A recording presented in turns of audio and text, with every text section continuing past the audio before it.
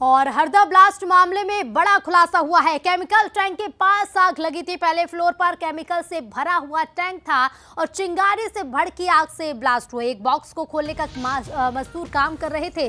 Box को खोलते समय चिंगारी निकली। किसी तरह भागकर युवती ने जान बचाई। साथ में मौजूद युवती की भाभी का पता नहीं चल पाया। तो ये तस्वीरें देखिए, जब ब्लास्ट के बाद मौके पर भगदड़ की स्थिति बन गई। रेस्क्यू ऑपरेशन अभी भी आपको बता दें जारी। और ये बड़ा खुलासा हुआ है हरदा ब्लास्ट मामले में।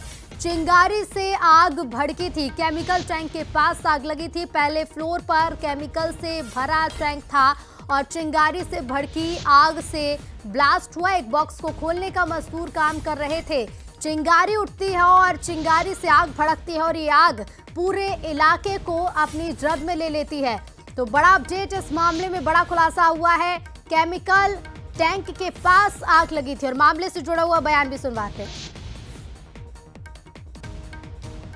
वहाँ पे तो 200-300 लोग थे। हम तो ऊपर थे, लेंटर पे थी मैं। वो बेटी वहाँ पे वो केमिकल बनाने वाले को मतलब कुछ ठोका पीटी कर रहे थे। तो टाइम वो केमिकल बना रहे थे अंकल, तो उन्हें ठोका पीटी की होगा तो चिंगारी ये हुई। अच्छा।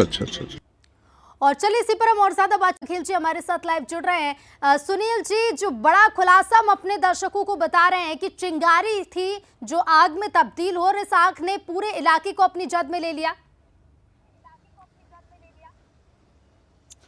बिल्कुल। मैं बता दूं कि जब भी इस तरह के विस्फोटकों के होता है फैक्ट्रियों में, तो जब भी कोई विस्फोटक या खोलने का काम किया जाता है तो उसके लिए बाकायदा उपकरण होते हैं, सुरक्षा उपकरण होते हैं, उनको पहन करके वो काम किया जाता है। लेकिन फटाका बनाने के लिए कई तरह के दूसरे केमिकलों का मिश्रण किया जाता है। जाहिर है कि वो बॉक्स में आते हैं और ये शायद पहली बार बंसल न्यूज़ खुलासा कर रहा है। सबसे पहली बार मैं हरदा के अपने एक साथी की मदद से यह खुलासा कर पा रहा हूँ कि ये हादसा हुआ कैसे। ज़रा आप याद कीजिएगा कि जब कभी कोई बड़े बड़े जब विस्फोटक आते हैं तो किस तरह से लकड़ी के बॉक्स में या उनको कवर करके एक प्रोटेक्टिव कवर दे करके भेजा जाता है ताकि कोई नुकसान न हो। और उसी को खोलने के दौरान कील से जो बंद होते हैं तो उससे जो चिंगारी उठी है। हालांकि अभी विस्फोटक के जो कारण है वो तो असली कारणों का खुलासा तो सरकारी रिपोर्ट में मजिस्ट्रियल जांच में सामने आएगा और विस्फोटक विशेषज्ञ वहाँ पहुँच गए हैं, उनकी जांच में सामने आएगा। तभी हम आधिकारिक रूप से कह सकते हैं कि ये विस्फोट कैसे हुआ, क्यों हुआ, इसके पीछे कारण क्या है। लेकिन आप इस लड़की को मैं कहूँगा पीसीआर से कि ज़रा फिर से फुटेज दिखाएं। उसके हाथों में देखें कि रंग बता रहा है कि वो सुतली बम को रंगने का काम, वो ग्रीन कलर का एक हरा कलर उसके हाथ में लगा हुआ है। और इसके साथ इसकी भाभी भी काम में थी। अभी उसकी भाभी के बारे में पता नहीं है। इसे तो इसका कहना है कि वो भाभी को करंट लगा है, उसे बताया गया है। लेकिन भाभी के बारे में भी अभी खोजबीन की जाना बाकी है। तो बैतूल के मजदूर थे। दूसरा एक और दावा कर रही है लड़की कि 200 से 300 लोग थे। तो इस पे एक बार की भरोसा नहीं किया जा सकता।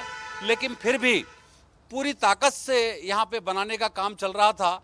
और हाँ, मैं पहले भी अपना बंसल न्यूज़ ये खुलासा कर चुका है कि यहाँ पर किसी भी तरह का कोई लाइसेंस नहीं लिया गया था। लेवल पर कलेक्टर के स्तर पर 15 किलो के विस्फोटक के लिए लाइसेंस जारी हुआ था। और जो दिल दहला देने वाली तस्वीरें हैं उनको देख करके साफ तौर पर समझा जा सकता है कि ये 15 किलो नहीं, इससे कई 100 गुना ज़्यादा विस्फोटक यहाँ पर रखा हुआ था, भंडारण किया हुआ था, बने हुए पटाखे रखे हुए थे, जिसके चलते आग लगी और ये विस्फोट हुआ है।